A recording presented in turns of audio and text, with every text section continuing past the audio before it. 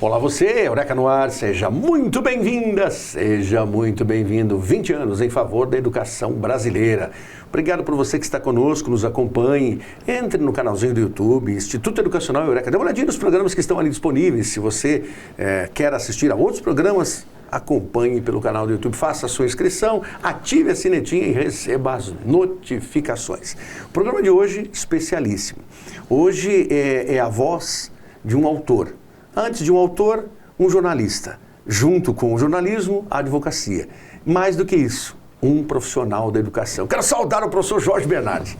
Satisfação, professor Jorge. Que honra estar aqui, professor Marlos. Nossa!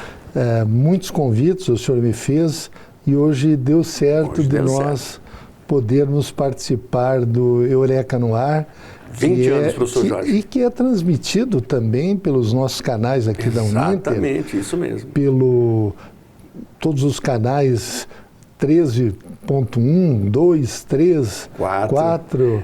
Parabéns, professor Marlos. Sabe que eu conheço o professor Marlos desde a época que ele era estudante do ensino médio. Isso mesmo. Presidente da Associação Paranaense de Estudantes Secundaristas. A UPES, exatamente. Acho que faz já uns 40 anos, mais. 40 anos, exatamente. Quando começamos esse trabalho, nós conversamos juntos naquela época sobre o passe escolar. Você esteve conosco nessa busca também pela possibilidade de estudo do passe escolar. Eu tinha cabelo, você tinha muito mais, hoje já não podemos mais. A experiência permanece, a experiência é boa. Obrigado, professor Marlos, pelo convite. Que honra. Não, para nós, professor Jorge, é uma satisfação porque esse é um projeto social, de relevo, porque a cada dia que passa nós entendemos que a educação pública ela tem muito valor em todos os seus sentidos, não há decepções tão grandes que se comparem às alegrias. Claro que há sempre o que melhorar, porque trabalhamos com pessoas. Pessoas que trazem das suas casas as suas identidades, as suas concepções e elas participam de um processo técnico de educação. Mas para nós que estamos do lado de cá, fazendo trabalho em rádio e em TV, é um privilégio. É um privilégio ter um amigo desses anos todos lá na Câmara de Vereadores de Curitiba, quando nos conhecemos naquela caminhada e depois na sala de aula. E hoje somos colegas necessariamente dessa busca pelo ideal da educação e da educação pública de qualidade. O professor Jorge é presidente da Fundação Wilson Pickler, é uma fundação de amparo social e de apoio a todas as situações possíveis que envolvem a vida cidadã, a sociedade. E dentre os projetos estão justamente o Pré-ENEM, que nos traz esse jornal que temos mostrado, você tem acompanhado conosco, o Pré-ENEM, o Enem para Todos. Esse jornal, o professor Jorge está aqui. Inclusive, nós mostramos, numa outra ocasião, com a professora Regina, fazendo entrevista recentemente, nós mostramos exatamente aqui o professor Jorge. A parte de baixo é porque essa parte toda é verde, né? Mimetiza aqui, mas a parte de cima está ali o professor Jorge no seu editorial, comentando um pouco sobre os processos educacionais, né, professor Jorge? Autor, é isso que lhe traz aqui hoje também para falar sobre 2 obras literárias. Então, professor Marlos, eu quando vim morar em Curitiba, em 1975, eu fiz o vestibular para jornalismo. Na época, poucas faculdades de jornalismo nós tínhamos no Brasil. Em Santa Catarina não tinha nenhuma, eu sou lá de Erval do Oeste. Aliás, tem até uma música que o pessoal cantava quando a gente era criança. Erval do Oeste ele nasceu e entre os bravos se criou. Lá a nossa cidade tinha a fama de ser o Texas catarinense. E até tinha um time de futsal que foi... Chamava Batmasterson. Não, o time se chamava Dallas. Mas era uma cidade muito interessante. O atual governador de Santa Catarina é lá de Erval do Oeste. Era meu vizinho, o Jorginho Melo. Eu até estudei com o irmão dele, o Antoninho. Ele é da minha idade, mas ele estudava com a minha irmã, que um ano depois de mim. E então eu vim para cá, trouxe uma mala, trouxe um violão e uma máquina de escrever, aquelas máquinas Olivetti. Maravilhosas, né? Eu disse, não, um dia vou ser um romancista, um ficcionista, um escritor. A mala era uma mala assim, muito simples, já se acabou. O violão não aprendi a tocar até hoje. Tenho tentado, ultimamente até tentei com o bandolim, estudei 1 ano, agora vou voltar no 2º semestre. E pelo menos na área da literatura, da escrita, eu posso dizer que estou iniciando uma nova carreira. Isso surgiu durante a pandemia. Eu já produzi nesse período 5 livros de ficção, sendo 2 livros de contos, um ainda não está nem publicado, e 3 romances. E antes disso eu tenho alguns livros na área acadêmica, porque na Uninter nós temos uma editora que publica as nossas obras acadêmicas, e esses 3 livros que estão publicados lá, já teve livro que tirou quase 100 mil exemplares, outro com 80 mil, 50 mil. Então, graças a Deus, nessa parte eu estou em todo o Brasil. Agora estou começando, ainda fui pouco lido por nesses meus romances. Esse aqui é o último que foi publicado, então, que é o Angelina Angélica. Esse livro, ele trata da... Aqui, ali é para nós, né? Esse livro trata da imigração italiana. E a Ângela era minha bisavó, só que eu não a conheci, porque ela morreu quando meu pai era criança. Sim. E um dia eu recebi um santinho, aquele santinho de 7º dia de lembrança, e eu disse, eu tenho que descobrir alguma coisa sobre os meus ancestrais. Eu não sabia nada. Perguntava para os meus parentes, meus tios, meu pai, também eles não sabiam de nada. E eu fiz uma pesquisa, descobri que ela casou 3 vezes, ficou 3 vezes viúva, teve 11 filhos, descobri o túmulo dela. Que coisa. Porque nesse caso, o romance, ele nasce também de uma pesquisa. E a riqueza da escrita é dividida em 3 momentos, na minha visão sempre. O antes, que é esse instante, o escrever, o criar a partir também do que se pesquisou, e o depois, que é ver e rever mais tarde a obra e refletir, mas olha, isso aqui, isso ali, e abrir o leque para uma outra obra. Então, por isso a escrita é tão maravilhosa, né? Então, professora Marlos, é exatamente isso. Aliás, ultimamente eu tenho estudado alguns grandes escritores, não só brasileiros, mas como da literatura mundial. Sim. Eu li 7 ou 8 livros recentemente do John Steinbeck, que ganhou o prêmio de literatura de 1962. Ele escreveu As Vinhas da Ira, e uma obra que conta toda a sua jornada, a sua vida, maravilhosa. Eu, à medida em que lia também alguns dos romances que ele escreveu em cada período. Sim, sim. E o John Steinbeck diz o seguinte, basicamente o que o senhor colocou aqui, que o romancista, ele, na verdade, ele é todos os personagens. Exato. Um pouco mais, um pouco menos. E eu tive o privilégio, nesse Angelina Angélica, de colocar não apenas alguns personagens reais, mas aqueles personagens que eram frutos da ficção. Eu homenageei alguns dos meus amigos, e um deles é o professor Marlos Geronasso, que está aqui nesse romance, o Angelina Angélica. Eu ainda não publiquei, não lancei esse livro, eu tirei uma pequena edição apenas pela editora Urbi et Orbi, mas ele já está disponível na Amazon. Para as pessoas que têm o Prime lá da Amazon, não pagam nada para assistir, para ler, desculpa.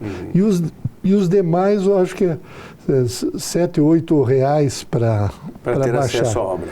Pouca gente leu até agora, mas eu espero que a partir do seu programa aqui, outras pessoas nos prestigiem, porque, modéstia à parte, professor Marlos, eu já reli muitas vezes, porque o processo de criação você tem que estar sempre aperfeiçoando ele. Inclusive, eu tive dois revisores, eu mesmo fiz várias revisões. Então, em 8 horas e meia, a pessoa lê um livro. Infelizmente, hoje, nós não estamos mais tão acostumados a ler, mas eu espero que as pessoas venham a ler o romance, porque ele trata de 2 assuntos aqui. Além da imigração italiana, ele trata de um outro assunto muito interessante, que é o objeto, professor Marlos, desse livro, A Guerra do Contestado em Quadrinhos. Esse livro aqui, esse livro ele foi desenhado pelo Antônio Carlos de Oliveira, o Anjinho Brasil. Do seu nascedor. Isso aqui ali para nós na tela, levou 30 Eduardo anos, colocou para nós. Levou 30 anos para que esse livro fosse publicado. Ninguém queria publicar. Hoje ele é uma edição colorida, ele está também disponível na Amazon, e 5 dos 40 capítulos de Angélica, eles se passam na região do Contestado. Sim.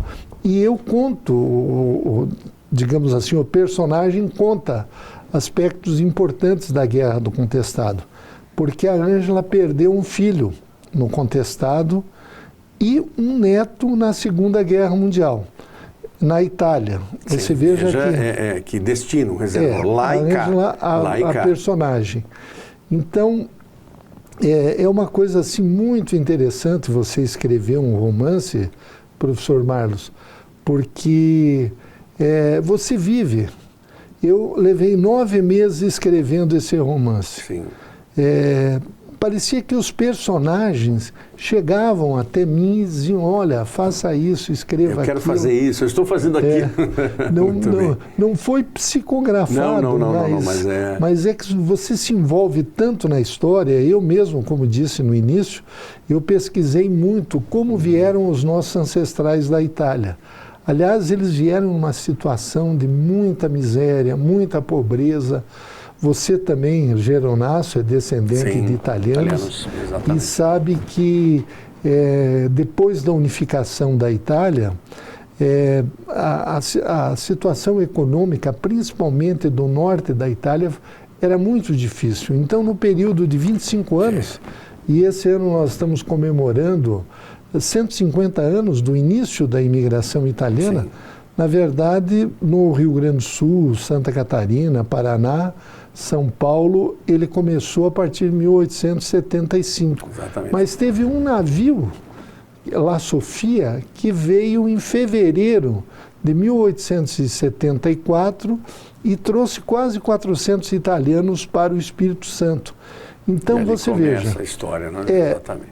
Isso também resgatou um pouco das nossas origens. Professor Jorge, eu tenho que fazer um intervalo, mas já nós continuaremos no segundo bloco.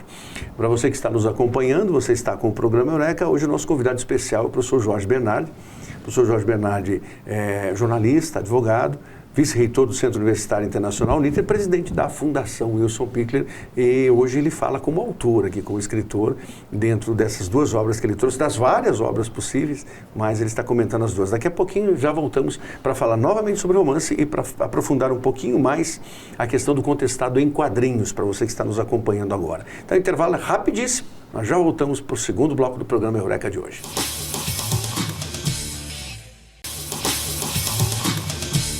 E a Eureka no ar, você está conosco para falar sobre literatura, para falar hoje sobre escrita, sobre autoria de romances e também de quadrinhos. Para você que fará o Exame Nacional do Ensino Médio nesse ano, não perca, estamos no período de inscrições do Enem. Então você não deve perder a oportunidade de se inscrever no Exame Nacional do Ensino Médio. Provas nos dias 3 e 10 de novembro. O Pré-ENEM da Fundação Wilson Pickler tem um curso preparatório gratuito para você, uninter.com/ENEM. Muito fácil, você pode somar conosco. Hoje, esse é o maior preparatório público do país. É um privilégio e ele é inteiramente, repare, inteiramente gratuito. Por isso, a nossa propaganda aqui sempre é a propaganda da gratuidade. E o professor Juvenal tem o privilégio de liderar esse trabalho conosco, instituído pela Fundação, eleito presidente da Fundação, e, é claro, com a chancela daquele que é homenageado pela Fundação, Wilson Pickler, que por detrás de todos esses panos é quem nos dá este aval, dizendo assim, façam, beneficiem estudantes, e é quem encontrou dois parceiros que entendem que esse é um caminho, né, professor Jorge? Exatamente. Aliás, todo o apoio nós temos do professor Wilson Pickler, que junto com a Uninter é um instituidor da Fundação Wilson Pickler. Nós temos esse programa, que é o maior programa, como você disse, do Brasil. Nesse momento, professor Jorge, não é ufanismo, nem isso. É assim, não. Numericamente é. Então, e eu fico muito feliz, Marlos, porque você é o executor desse programa. Nossa, eu tenho acompanhado as aulas também aqui no 13.4 e posso assegurar a qualidade das nossas aulas através da fundação desse grupo de professores do Instituto Eureka que ministram essas aulas. Parceria, olha, eu quando vim lá de Santa Catarina, eu não fiz cursinho.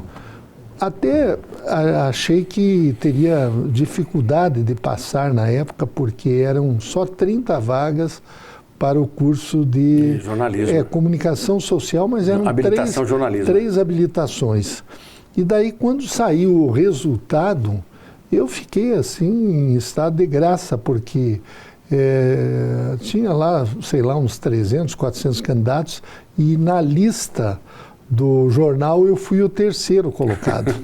Só que depois, quando eu me formei, eu observei que o primeiro classificado, na verdade, ele tinha optado pelo segundo semestre, então eu fui o quarto.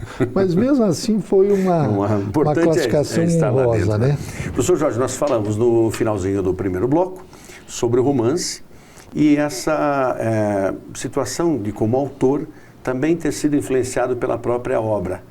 Ou seja, o criador é influenciado pela criatura no sentido de composição. Enquanto o professor falava, eu me lembro muito bem de quantas vezes eu ensinei sobre Mário de Andrade. E Mário de Andrade, poeta do modernismo brasileiro, ele sempre dizia, na sua biografia, que ele escrevia, mas após escrever, ele imediatamente engavetava o que escreveu e deixava ali numa espécie de processo de maturação, para depois retirar, ler novamente, fazer mais alguns rabiscos, anotações, mexer, tirar totalmente um parágrafo ou anexar outro, e ele voltava para a gaveta. E muito tempo depois, aí sim é que ele conseguia produzir o livro. A única exceção de Mário de Andrade, pelo que constam os biógrafos, é a obra Macunaíma. Porque em Macunaíma, a Rapsódia brasileira, aí ele estava tão aborrecido com a anticultura, que ele queria valorizar os nossos personagens, que ele faz essa anedota, essa piada, que é a Rapsódia Macunaíma. E por causa disso ele escreveu de um momento e trouxe uma expressão que é mágica, né? Que é o personagem dizendo, ai que preguiça, que virou uma espécie de bordão, inclusive a TV fez isso. Nos programas humorísticos da década de 80 era muito comum assim, ai que preguiça. Então, você sabe que eu passei a minha adolescência toda lendo os clássicos da literatura brasileira, lá em Santa Catarina. Aliás, eu agradeço muito meu pai, porque eu morava numa pequena estação de trem, não tinha escola, não tinha nada, e o meu pai isso era no município de Tangará, o lugarejo se chamava General Góes, era 8 quilômetros da cidade e não tinha escola. O meu pai foi lá, falou, ele era o telegrafista, o agente de estação, ele falou com o prefeito, e o prefeito abriu uma escolinha. Sim. E o primeiro dia de aula, quem deu aula para mim foi minha mãe, ela tinha, quando solteira, ela era professora primária, foi 2 anos professora, mas ela tinha só até o 3º ano.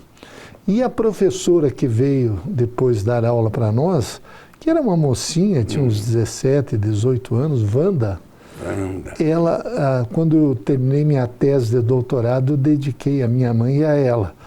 Ela também, ela nem sabia, minha mãe que ensinava para ela. Eu até me admiro, isso foi no início dos anos 60, por que não foi a minha mãe a professora? Só que naquela época, a mulher, ela casada, ela não podia trabalhar fora. Sim, aí tinha toda uma série de coisas. Tinha todo um preconceito em relação a isso, né? Então, embora fosse a 300 metros de onde a gente morava, mas mesmo a assim escolinha, ficava ruim lá naquela sociedade colonial, rural. Você sabe, professor Jorge, que é importante para você, estudante que está nos acompanhando, compreender que nós sempre insistimos no processo de escrita, que escrita é treinamento e reflexão. Então é treinar, treinar, treinar e ler, entender o processo. Mas também quando nos deparamos com essas obras, outras obras também, é claro, mas sempre vem ao nosso encontro a certeza da amplitude do país. Porque agora nós estamos, infelizmente, vivenciando a tragédia no Rio Grande do Sul, e muitas pessoas de outros estados começaram a ver detalhes do povo gaúcho, entender, e alguns começam a refletir sobre o Sul. Assim como nós, no Sul, nos admiramos com certas coisas que acontecem no Nordeste, ou na região Norte, ou na região Centro-Oeste, ou mesmo na região Sudeste. Porque a heterogeneidade do nosso país é tão formidável, mas ela é tão maravilhosa, que é nos debruçarmos para compreender a vastidão desse país. E eu fiquei muito contente dessa sua visão, fiquei imaginando assim, recompor também o ideal que trouxe os italianos para cá, numa situação de pobreza, de dificuldade, mesmo, mas eles vêm com um sonho, buscar nova vida, criar seus filhos. Hoje nós somos cerca de 32 milhões de descendentes dos italianos. Então, claro, os estados que mais tem é Rio Grande do Sul, Santa Catarina, Paraná, São Paulo. Nós temos muitos descendentes italianos. Nessa pesquisa que eu fiz, eu descobri lá em Minas Gerais, cerca de 10% da população mineira são descendentes italianos. Temos no Espírito Santo e temos agora no sul na região centro-oeste também com a imigração de paranaenses, catarinenses e gaúchos. Até na região norte, Bahia, lá na região do Matupi, Mato Grosso, Piauí, Maranhão, toda Tocantins também, temos muito. Mas eu estava contando do meu pai a minha grande gratidão, porque quando eu comecei a estudar, ele começou a comprar os gibis para mim com o livreiro. O trem tinha lá uma pessoa que vendia doce, vendia gibi. Então eu iniciei, digamos assim, o meu aprendizado através do Pato Donald, do Zé Carioca, do Tio Patinhas. E eu produzi esse livro aqui, que é todo colorido, A Guerra do Contestado. Os desenhos são do Anjinho Brasil. Vou mostrar aqui, professor João. Vamos abrir. Isso. Aqui o Edu já. Isso, olha que beleza, que beleza. E nas minhas campanhas eleitorais eu também usei dessa técnica, que é a história em quadrinho. E esse livro levou mais de 30 anos para ser publicado. Mas quando eu escrevi a história... Aqui está na segunda edição, não é exemplar? Isso aqui é a segunda edição. Exatamente. Quando eu escrevi Ângela, eu disse, não, eu tenho que contar uma parte da Guerra do Contestado. E eu fiz quase que um resumo em 5 capítulos. Para quem está nos acompanhando, olha que abordagem feliz do professor Jorge. Entendo. Contestado, 2 pontos, uma guerra inútil. Não é? Valeria a pena dizer, né, professor Jorge? Todas as guerras são inúteis.